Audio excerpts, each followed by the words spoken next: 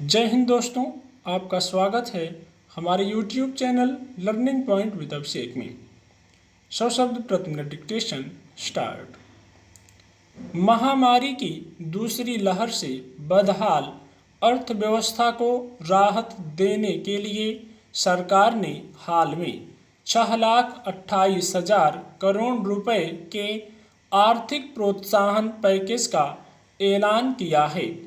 इसके तहत स्वास्थ्य और पर्यटन क्षेत्रों व छोटे कर्जदारों के लिए कर्ज गारंटी योजना के अलावा आपात कर्ज सुविधा योजना की रकम 3 लाख करोड़ से बढ़ाकर 4.5 लाख करोड़ रुपए कर दी गई है।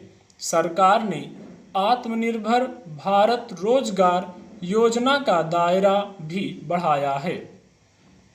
गौरतलब है कि दूसरी लहर के कारण अर्थव्यवस्था में गिरावट के साथ साथ आर्थिक और सामाजिक मुश्किलें भी बढ़ रही हैं। इसलिए एक और राहत पैकेज की ज़रूरत महसूस की जा रही थी। स्थिति यह है कि देश में गरीब और मध्यम वर्ग के लोगों की आमदनी में भारी गिरावट के कारण क्रय शक्ति घट गई है। बड़ी संख्या में लोगों की बचत खत्म हो गई है और वे कर्ज लेकर जीवन गुजारने को मजबूर हैं। महंगाई और बेरोजगारी ने मुश्किलें और बढ़ा दी हैं।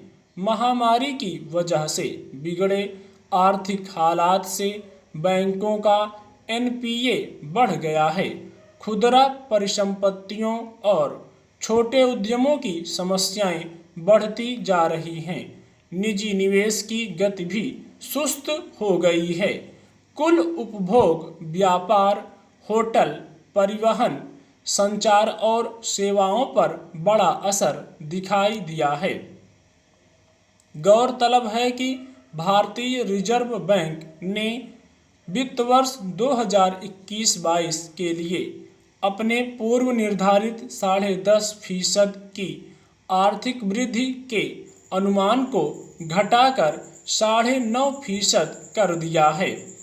भारतीय स्टेट बैंक ने भी आर्थिक वृद्धि के अपने अनुमान को घटाकर 7.9% कर दिया है, जो पहले 10.4% था।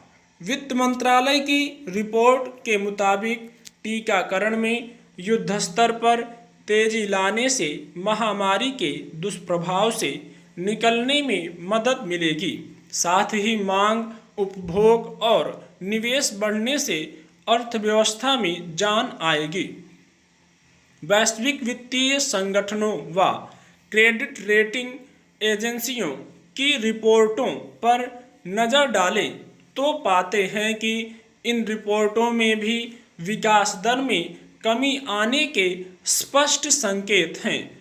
मूडीज इन्वेस्टर्स सर्विस ने भारत की वृद्धि दर के अनुमान को घटाकर 9.6% कर दिया है, जो पहले 13.9% था। रिपोर्ट के मुताबिक आर्थिक संकेतक बता रहे हैं कि दूसरी लहर ने अप्रैल और मई में भारत की अर्थव्यवस्था को बुरी तरह प्रभावित किया है। दूसरी लहर के कारण 2021 के वृद्धि दर अनुमान को लेकर अनिश्चितता बढ़ी है। रिपोर्ट में कोविड टीकाकरण की निम्न दर को लेकर चिंता जताई गई है। इसमें कहा गया है, तेजी से टीकाकरण कर आर्थिक नुकसान को बचाया जा सकता है।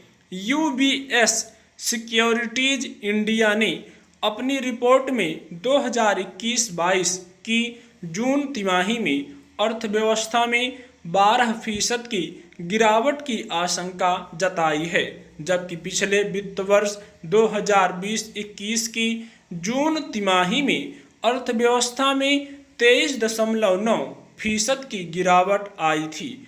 इस रिपोर्ट में यह भी कहा गया है कि चालू वित्त वर्ष में अर्थव्यवस्था में गिरावट के बाद तीव्र गति से वृद्धि मुश्किल होगी, जैसा कि पिछली बार राष्ट्रीय स्तर पर पूर्णबंदी हटने के बाद देखा गया था। इसका कारण इस बार उपभोक्ता धारण बेहद कमजोर हुई है।